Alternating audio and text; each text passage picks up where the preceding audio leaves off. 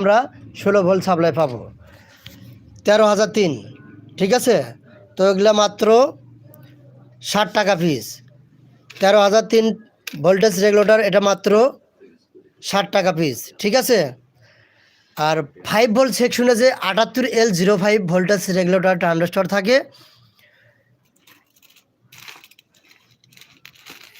এগুলো হলে 60 টাকা পিস। ঠিক আছে, এটা 78L05 ভোল্টেজ রেগুলেটর, এটা 60 টাকা পিস।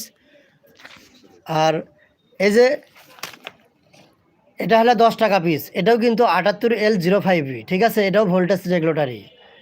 এই ভোল্টেজ রেগুলেটরের কাজ 13 ভোল্ট থেকে 24 ভোল্ট পর্যন্ত ইন করা যাবে। ঠিক আছে, 13 ভোল্ট থেকে 24 ভোল্ট পর্যন্ত ইন করা যাবে, আমরা পাবো 5 ভোল্ট। তো একই জিনিস দেখেন, এটা 60 টাকা, এটা 10 টাকা পিস।